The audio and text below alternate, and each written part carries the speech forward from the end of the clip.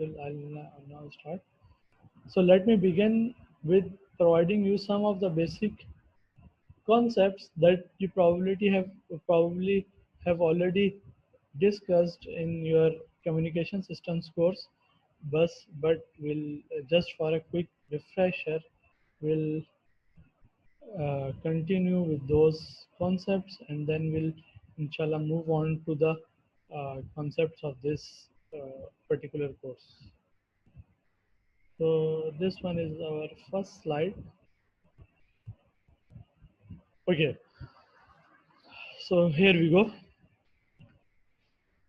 So first of all, what is communication system? As you already know, communication system is basically electronic communication system, which we use to convey the information from one place to a distant place. So basically, if you see, this communication system is actually divided into three major components. First one is called transmitter. Second one is called transmission channel, and third one is the receiver. So each communication system is actually divided into three major components: transmitter, transmission channel, and the receiver. The transmission channel is actually the medium which is in between the transmitter and receiver, and it is actually the source of many contaminations which degrade the performance of your overall communication systems. There are some unwanted signals that gets added to that signal which is going through communication system in order to uh, and they generate some vulnerabilities in the system, and they may result in loss of some information. The most common the phenomena which affect our performance of our communication system are noise, interference, and distortion. These are the three major components. So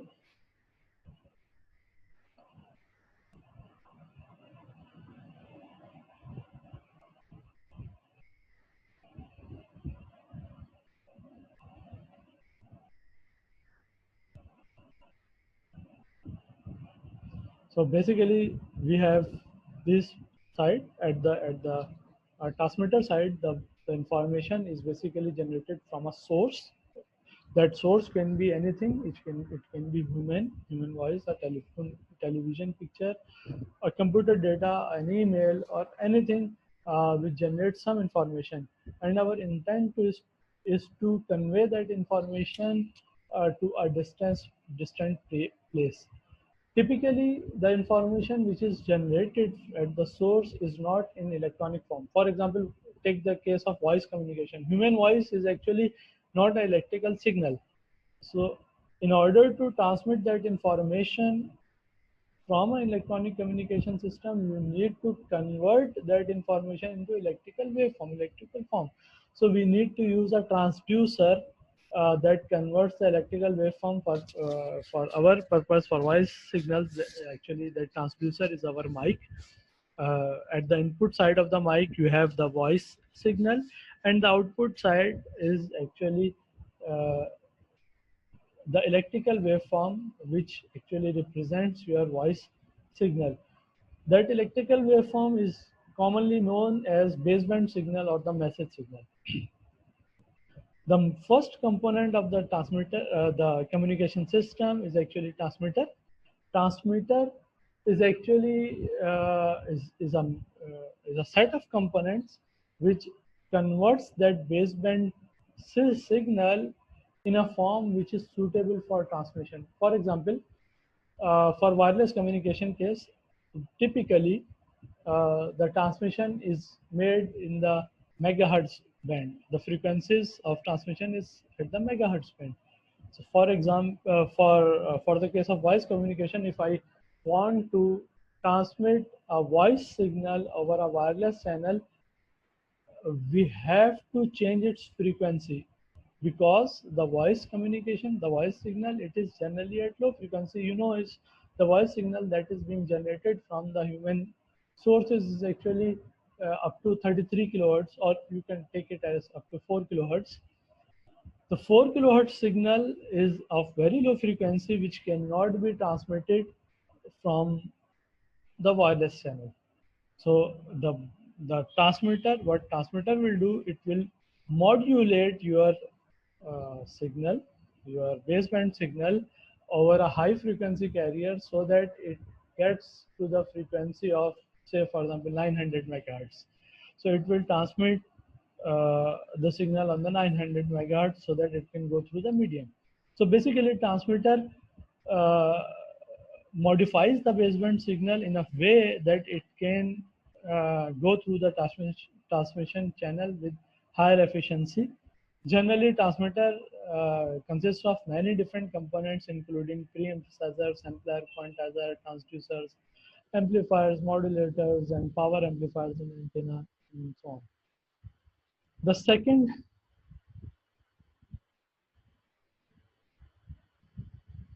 second component of the communication system is actually the transmission channel. The channel is actually the medium through which the signal is transmitted from one end to the other. Uh, from our perspective, although there are different types of channel, but from our perspective, we'll try to divide the channel into two major categories. One is the wireline communication system, where you have a physical connection between transmitter and receiver, like coaxial cable or copper wire or optical fiber. All these are they are types of wireline communication systems. And the other is wireless communication system, in which you do not have a physical connection. So basically your signal will go through the free space, and you have to receive the signal from the free space in order to establish the communication. Communication channel, although is actually the source of many impairments in the signal transmission as well. There are some unwanted effects that are commonly attributed to the communication channel, although these effects can occur at other parts of the communication systems, but because of the significant amount being added in the communication channel, we generally attribute those phenomena to the channel. And the most uh, common phenomena are noise, interference, and distortion. And they actually degrade the performance of our communication systems, and they may result in loss of information as well. The last component of the communication system is the receiver. Receiver is actually is also an electronic circuitry. Actually, we try to recover the signal from uh, uh, uh, recover the signal received from the channel. Actually, the signal that receives at the receiver, it undergoes different modifications from the transmitter and up to the receiver. The channel adds noise, there will be interference to the signal. Transmitter does some stuff to make it compatible for transmitting through channel. For example, modulation. The receiver has to reverse that effect, so they will tries to undo what has been done by the transmitter and the channel in the signal, and try to recover the original waveform. As we talked about the transmitter, the receiver also comprises of many subsystems and components, including antennas, amplifiers, demodulators, oscillators, power amplifiers, transducers, decoders, filters, de-emphasizers, and so on. So there are variety of different components that can be part of a receiver as per the implementation. And once the receiver recovers the original waveform, it is converted back to the original form. For example, if it's a voice signal, it will be supplied to a loudspeaker so that it can be converted back to the voice signal so that it can be delivered to the destination. These are the main impairments that we talked when we were talking about the channel. Uh, the channel adds, there are three significant unwanted effects that generally degrade or limit the performance of a communication system. First effect is the distortion because, as you said, our communication system is made of electronic components, and those electronic components are uh, they possess somewhat non-ideal responses, and eventually those are non-ideal responses. There is some change in the waveform of the signal. So the changes that occur are in the signal because of those non-ideal waveforms, non-ideal responses of components, we generally attribute those changes as distortion. A simple example can be that of a filter. You know that an ideal filter, it stops the the uh, the frequencies above a certain band, and they allow the frequency in another band.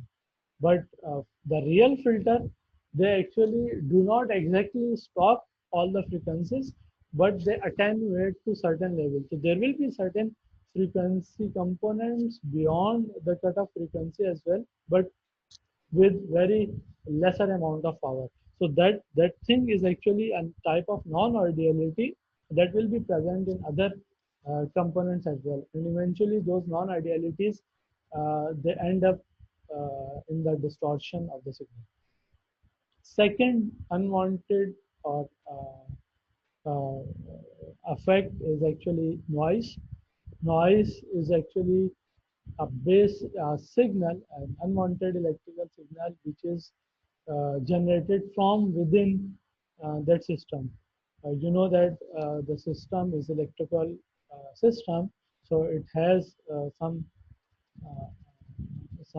thermal agitation of electrons, which contribute to some voltage or current in the signal, and eventually that thermal agitation of electrons generates some noise, which add up to the original signal, and eventually cause some loss of information. Third is the interference. Interference is actually is also an unwanted signal, but this is an unwanted signal which occurs from other sources. Those sources can be man-made sources or natural sources. For example, for satellite communication, whenever satellite goes passes uh, from passes through the sun path, it gets lots of interference from the solar radiations that are coming from the sun behind the satellite.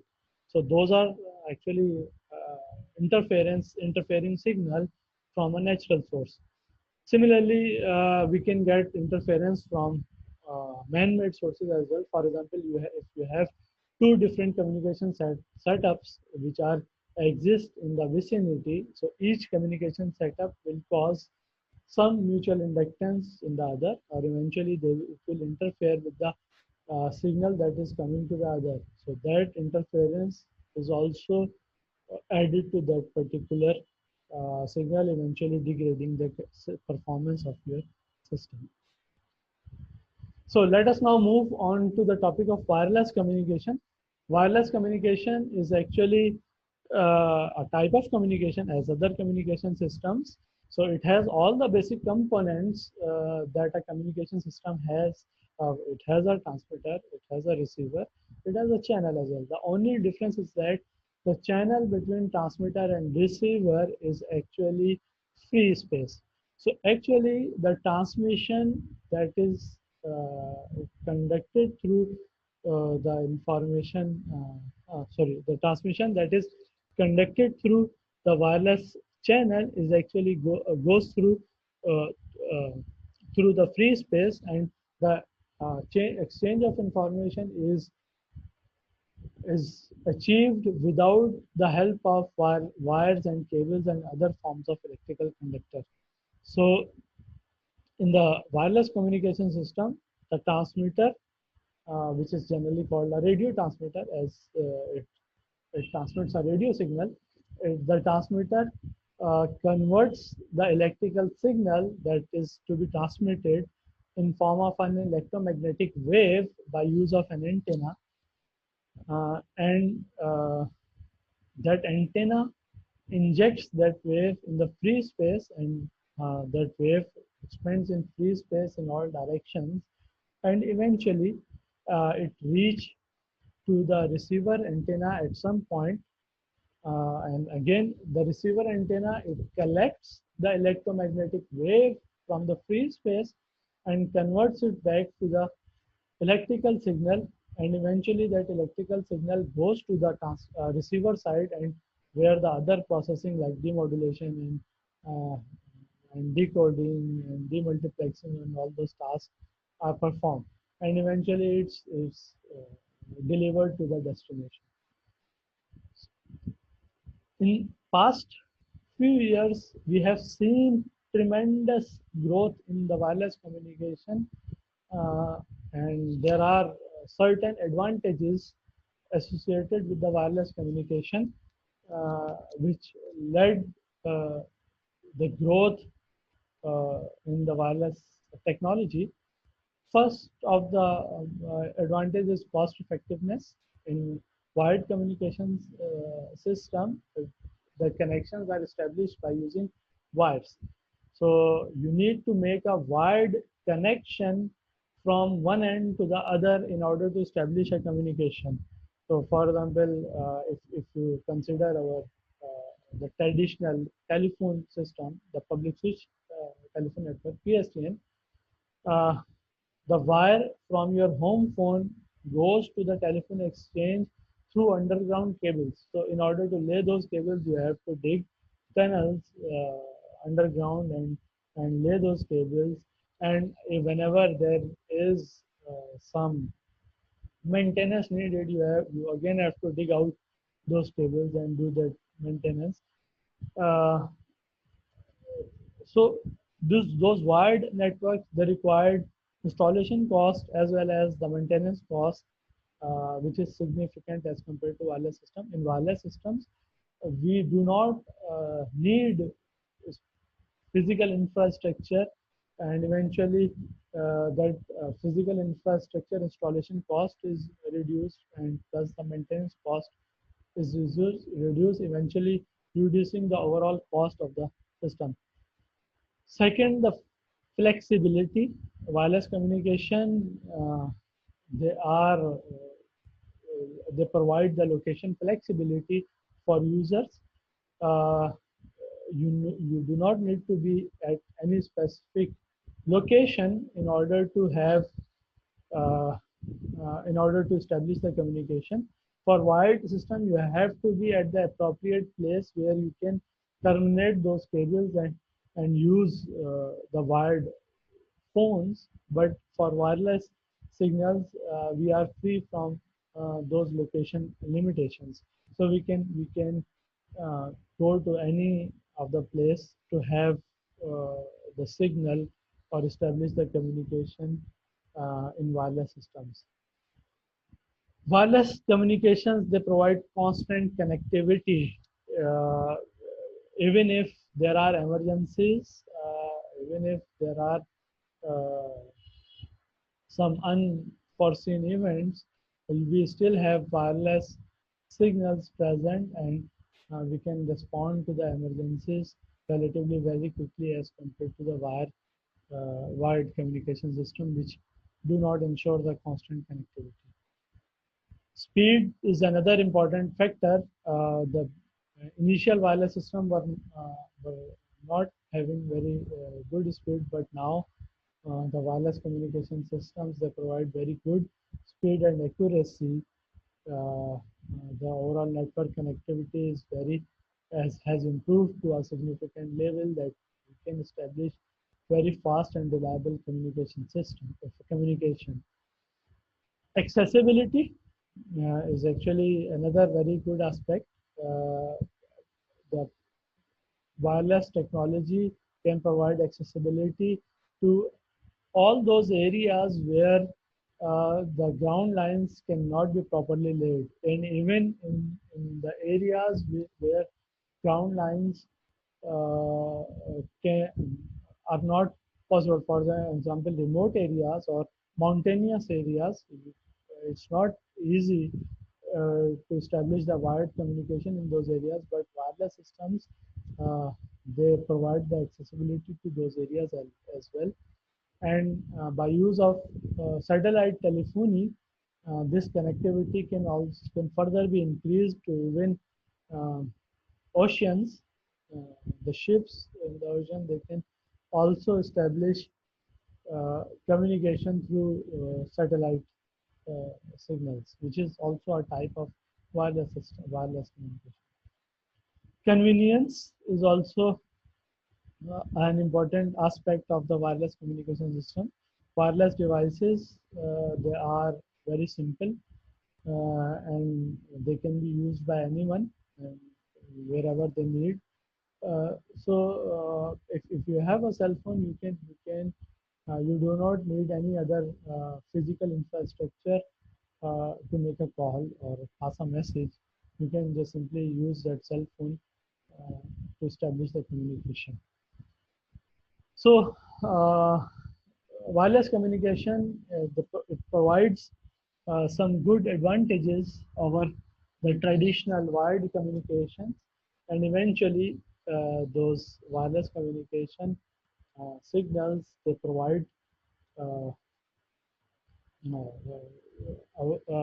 uh, they are growing because of the advantages offered by those systems. Everything comes with a price. Of course, it's not that the wireless communication only provides advantages. There are certain challenges or certain demerits of wireless signal as well. So wireless, let us discuss few of the challenges that we face when we go for the wireless communication system. Actually, for the time being, I'm focusing on two aspects of channels.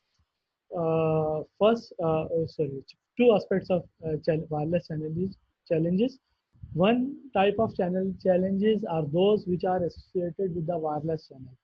Wireless channel, they are very different than the wired channel. Wired channel, they have very definite type of the shape. They have definite types of characteristics, and you can predict what will you get from that particular channel. But wireless channel, they are unpredictable. They are time varying, and plus the signal that goes through wireless channel, it can take variety of different paths.